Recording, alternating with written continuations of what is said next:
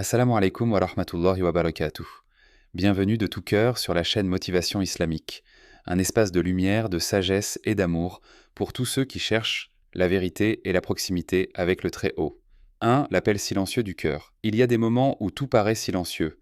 Pas le silence du monde, mais celui qui vient de l'intérieur, le genre de silence qui naît après une tempête. Quand les mots ne sortent plus, quand même les prières semblent se briser avant d'atteindre le ciel. Et pourtant, ce silence, c'est peut-être là que tout commence. Tu as déjà senti cela, n'est-ce pas? Ce poids dans la poitrine. Cette sensation que quelque chose te manque, même si tu ne saurais pas vraiment dire quoi. Tu continues de vivre. Tu parles, tu manges, tu souris même. Mais au fond, quelque chose est éteint. Et parfois, quand tout s'arrête autour de toi, dans l'obscurité de ta chambre, ou au détour d'un regard dans le miroir, une pensée te traverse l'âme. Est-ce que Allah m'a oublié? Mais laisse-moi te dire ceci. Non, il ne t'a jamais oublié. C'est toi qui t'es éloigné. Lentement. Et même cette prise de conscience douloureuse, même cette honte que tu ressens, c'est déjà une miséricorde d'Allah. Car si ton cœur avait vraiment été mort, tu ne te poserais même pas la question. Allah n'abandonne pas ses serviteurs. Jamais. C'est l'homme qui s'égare, c'est l'homme qui fuit. Et même dans la fuite, Allah le poursuit avec sa miséricorde. Souviens-toi de ce verset, comme une lumière dans ton cœur. Dis, ô mes serviteurs qui avez commis des excès à votre propre détriment, ne désespérez pas de la miséricorde d'Allah, car Allah pardonne tous les péchés. Oui, c'est lui le pardonneur, le très miséricordieux. Sourate Az-Zumar 39-53. Ce verset est l'un des plus puissants du Coran. Et sais-tu à qui il s'adresse? À ceux qui ont commis des excès, pas à ceux qui sont pieux, pas à ceux qui ont quelques fautes, mais à ceux qui ont abusé, transgressé, chuté. Et même à eux, Allah dit, ne désespérez pas. Ce n'est pas un conseil, c'est un ordre divin, un ordre plein de tendresse, car Allah sait que le désespoir est plus destructeur que le péché lui-même. Tu crois peut-être que ton cœur est trop sale, tu crois peut-être que tu as été trop loin, mais regarde bien autour de toi. La pluie ne tombe-t-elle pas aussi sur les terres les plus sèches? Le soleil ne se lève-t-il pas, même après les nuits les plus longues? Ce que tu ressens maintenant, ce vide, ce silence, ce n'est pas la fin. C'est peut-être même le début. Et si cette sensation d'être brisé n'était pas un échec, mais une invitation à revenir à celui qui t'a toujours attendu?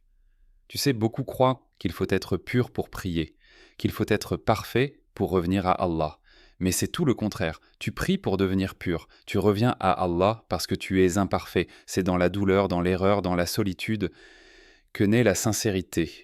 Et la sincérité, c'est la clé du pardon. Écoute ce verset comme une réponse à ton silence intérieur. Et quand mes serviteurs t'interrogent sur moi, alors certes, je suis tout proche. Je réponds à l'appel de celui qui m'invoque quand il m'invoque. Sourate Al-Baqarah 286. Tu comprends? Il n'a pas dit « je suis proche des pieux, des savants, des gens parfaits ». Il a dit « je suis proche ». Point. Et il a dit « je réponds ». Pas « je pourrais répondre », pas « peut-être ». Je réponds. Alors pourquoi ne l'appelles-tu pas? Pourquoi restes-tu dans ce silence qui te ronge alors qu'il est prêt à te répondre? Même un soupir, même une larme, même un regard tourné vers le ciel. Tout cela est déjà une prière. Tu n'as pas besoin d'un discours savant. Tu n'as pas besoin d'attendre d'être prêt. Tu n'as besoin que d'une chose, l'envie sincère de revenir. Et si tu ressens cela maintenant, alors sache que ce n'est pas de toi. C'est un cadeau, un appel intérieur placé dans ton cœur par celui qui ne t'a jamais oublié. Ne le laisse pas passer. Si vous souhaitez enrichir votre foi, alors abonnez-vous dès maintenant. Rejoignez-nous pour explorer ensemble des enseignements profonds qui, Inch'Allah, apporteront paix et clarté à votre cœur. Activez la cloche pour ne rien manquer et partagez cette précieuse connaissance autour de vous. 2. Le poids du regret. Tu dis que tu regrettes, tu dis que tu aurais aimé faire les choses autrement. Mais pourquoi ce regret te paralyse? Pourquoi t'empêche-t-il d'avancer? Tu n'es pas le seul. Regretter fait partie de l'être humain. C'est même un signe que ton cœur n'est pas mort. C'est la preuve que ton âme a encore soif de lumière. Mais alors pourquoi ce même regret te pousse à fuir Allah?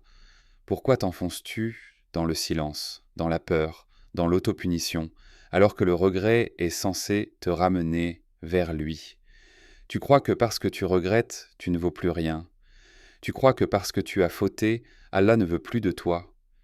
Écoute bien, le regret n'est pas une malédiction, c'est une clé que seule l'âme sincère possède. Le prophète a dit « Le regret est un repentir », hadith rapporté par Ibn Majah. Tu comprends la portée de ces mots? Le regret est en soi une forme de tauba, un cri muet du cœur que même les anges entendent, un écho qui remonte jusqu'au trône d'Allah. Mais attention, le regret peut être une lumière ou une prison. Tout dépend de ce que tu en fais. Tu peux pleurer ton péché toute ta vie. Mais si ces larmes ne te poussent pas à revenir, elles ne sont qu'un piège. Tu dois te poser une vraie question maintenant.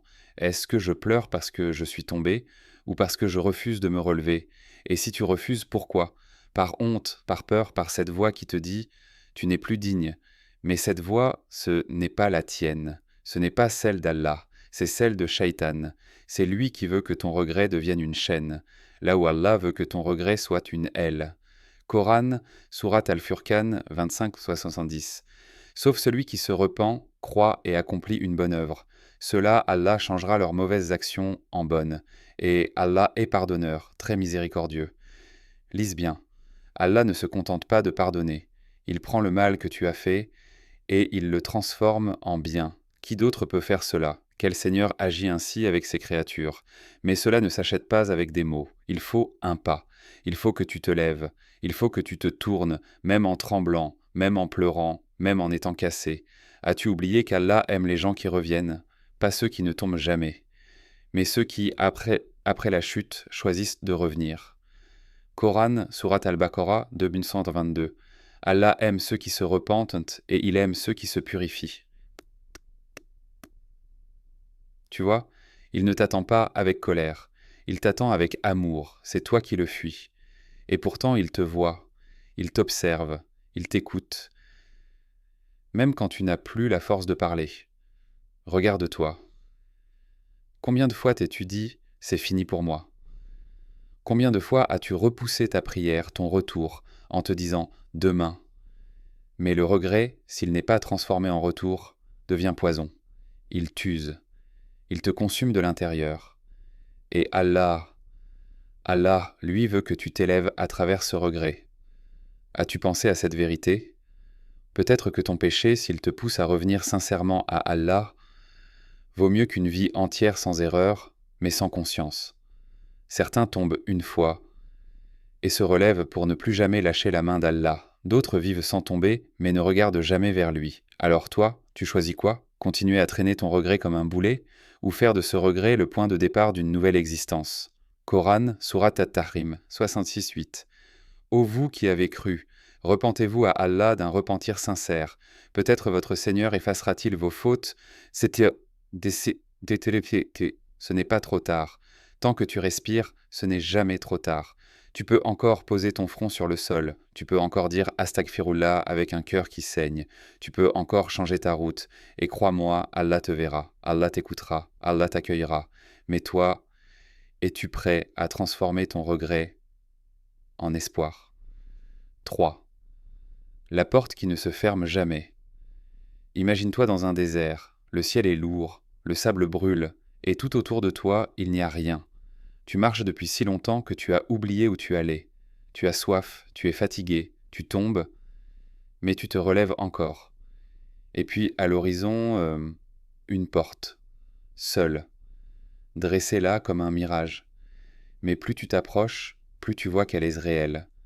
Une porte ouverte, pas gardée, pas verrouillée, pas cachée, juste là, ouverte, toujours ouverte. C'est la porte du pardon d'Allah, et elle ne se ferme jamais tant que ton cœur est encore vivant. Le prophète a dit « Allah étend sa main la nuit pour que le pécheur du jour se repente, et il étend sa main le jour pour que le pécheur de la nuit se repente, jusqu'à ce que le soleil se lève de l'ouest. » Muslim. Tu entends cela?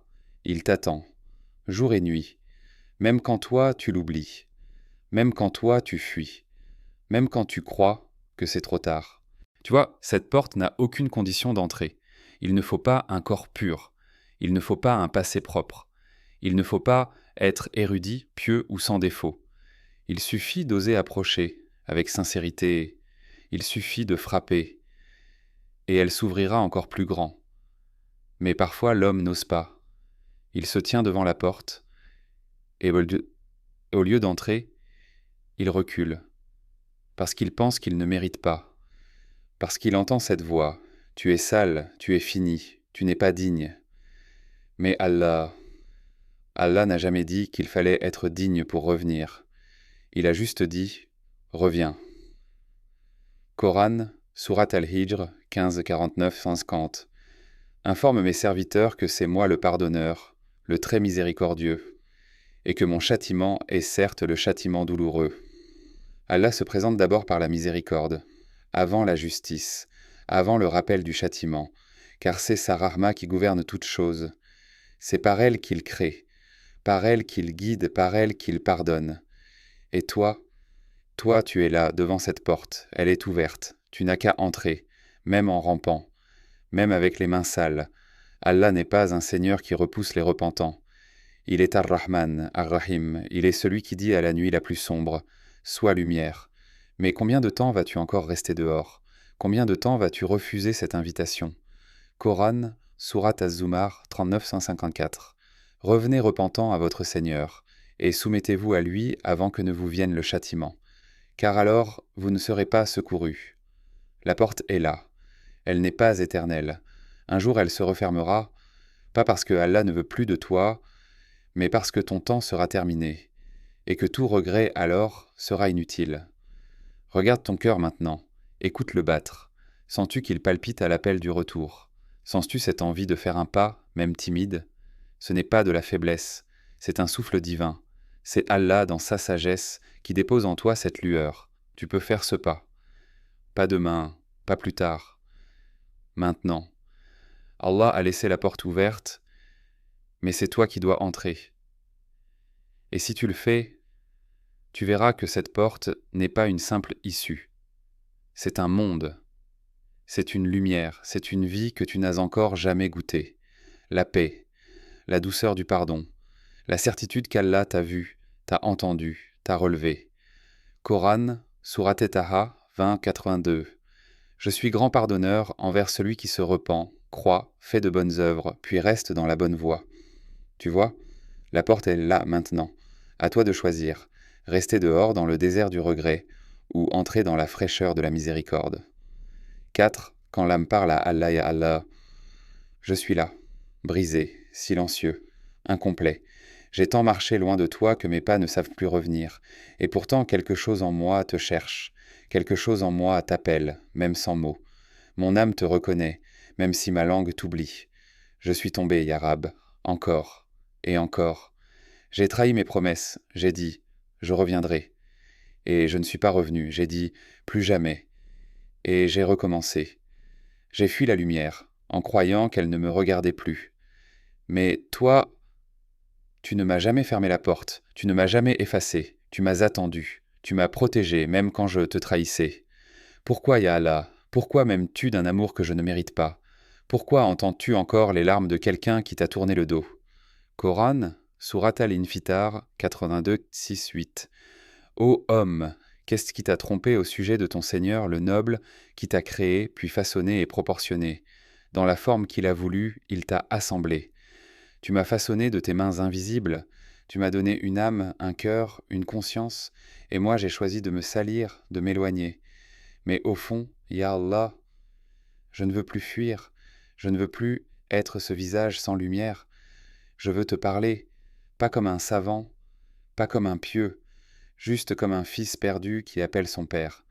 Alors je te dis ce que mon cœur n'ose pas crier, j'ai mal, Ya Allah, pas à cause du monde, mais à cause du vide que j'ai creusé entre toi et moi. Est-ce qu'il est encore possible de revenir? Est-ce qu'une âme usée peut encore trouver refuge dans ta tendresse? Est-ce que tu me vois encore comme ton serviteur? Coran. Surat Az-Zumar, 39-53. Dis. Ô mes serviteurs qui avez commis des excès à leur propre détriment, ne désespérez pas de la miséricorde d'Allah, car Allah pardonne tous les péchés. Oui, c'est lui le pardonneur, le très miséricordieux. Ce verset me traverse comme une lumière. Je ne suis pas perdu pour toi. Même si je me sens irrécupérable, tu me parles, Ya Rab. Tu dis « Ô mes serviteurs », même à ceux qui se sont détruits. Tu n'effaces pas leur nom, tu n'effaces pas leurs liens, tu les appelles encore tes serviteurs. Qui suis-je face à ton pardon? Rien. Et pourtant, tu m'invites encore. Alors je te parle peut-être pour la première fois sans masque, peut-être pour la première fois avec un cœur nu. Je suis sale, ya Allah, mais je sais que toi, tu es la source de la pureté. Je suis fatigué, mais toi, tu es la force des faibles. Je suis honteux, mais toi, tu es celui qui couvre les fautes sans les dévoiler. Coran, Surat al-Araf 7, 23. Ô notre Seigneur, nous avons fait du tort à nous-mêmes, et si tu ne nous pardonnes pas et ne nous fais pas miséricorde, nous serons certes du nombre des perdants. C'est la voix d'Adam, alayhi salam, et c'est la mienne, aujourd'hui. Un cri ancien, le même répété par tous les fils de la terre quand ils touchent le sol de leur propre faiblesse. Ya Allah, je ne te demande pas de m'élever, je te demande juste de me reprendre dans ton regard. Ne me laisse pas errer loin de toi. Même si je trébuche encore, permets-moi de toujours revenir. Même si je tombe, laisse mon cœur rester tourné vers toi. Toi, tu sais ce qu'il y a dans le silence de mes nuits. Tu sais ce que mes larmes veulent dire, même quand je ne parle pas. Tu sais ce que je porte, ce que je cache, ce que je redoute. Je suis ton serviteur, Ya Allah. Et aujourd'hui, mon âme te parle, pas pour argumenter, pas pour discuter, mais juste pour te retrouver. Si vous souhaitez enrichir votre foi, alors abonnez-vous dès maintenant. Rejoignez-nous pour explorer ensemble des enseignements profonds qui, Inch'Allah, apporteront paix et clarté à votre cœur.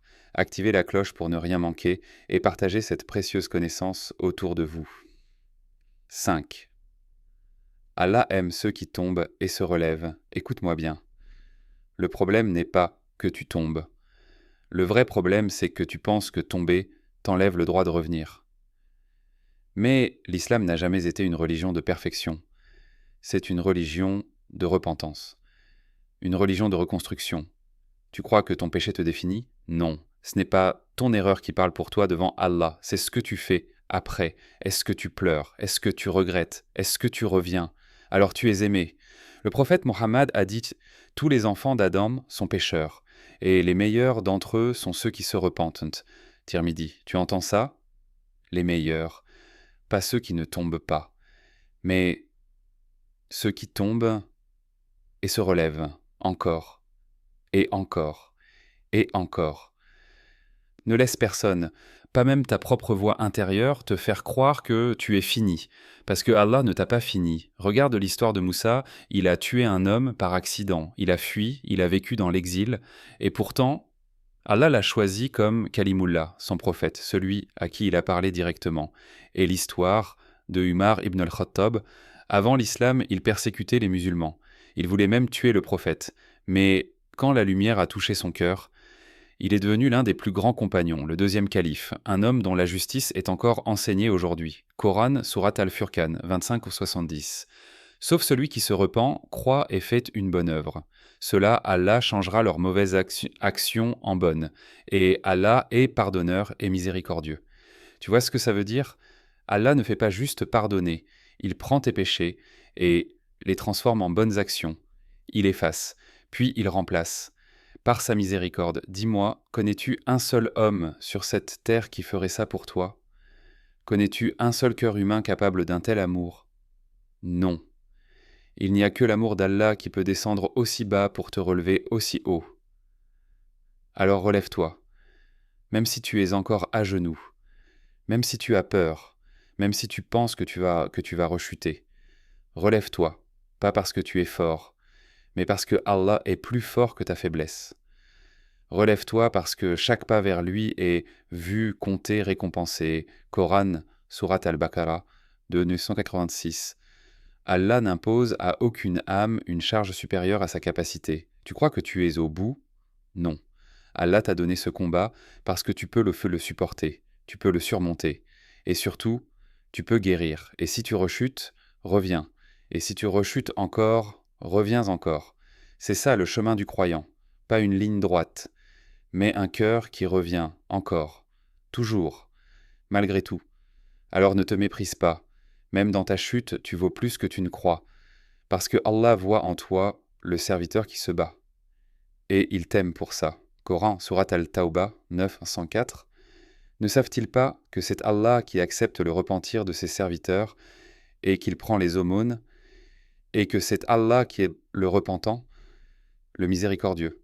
Alors oui, tu as fauté, mais tu as ça aussi le droit de changer. Tu as le droit d'être aimé.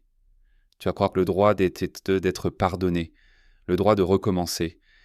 Et si Allah, le Maître des cieux, t'accorde ce droit, qui pourrait te l'enlever? Si c'est la miséricorde qui enveloppe toute chose, il y a des vérités que l'on n'entend pas avec les oreilles, mais avec le cœur. Et celle-ci en fait partie. La miséricorde d'Allah n'a pas de limite. Elle t'a précédé, elle t'a accompagné dans l'ombre, elle t'a protégé dans ton oubli. Et aujourd'hui, elle t'enveloppe, même si tu ne la vois pas encore. Tu respires? Alors c'est que la porte du pardon est toujours ouverte. Tu vis? Alors c'est que ton histoire avec Allah n'est pas terminée. Coran. Surat al-A'raf, 756. Ma miséricorde embrasse toute chose, tout. Pas certaines choses, toutes choses. Ton passé, il est compris. Ton chagrin, il est vu. Tes erreurs, elles peuvent être lavées. Tes silences, ils peuvent devenir prières. Ton vide, il peut devenir lumière. Allah n'est pas un Seigneur qui attend ta perfection. Il attend ton cœur sincère. Celui qui dit « Ya Rab, j'ai tout raté, mais je veux revenir ». Et lui, dans sa grandeur, répond à cette voix, non par le rejet, mais par la tendresse. Il y a des noms d'Allah qui, à eux seuls, sont des refuges. Ar-Rahman, le tout miséricordieux, celui dont la bonté couvre même ceux qui le nient. Ar-Rahim, donc le très miséricordieux, celui dont la douceur touche les cœurs qui frémissent de honte.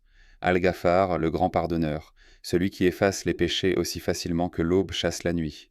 At-Tawwab, celui qui accepte le repentir, il n'écoute pas seulement ta demande de pardon, il l'accueille.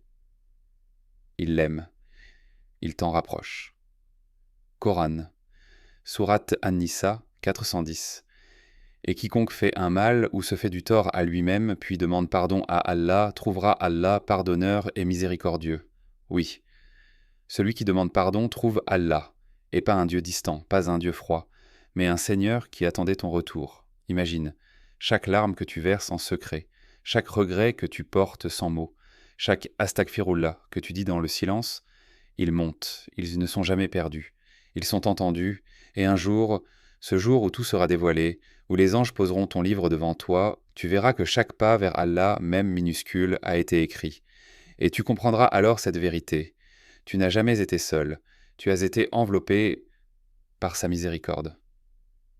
Coran, Surat Az-Zumar 39-153.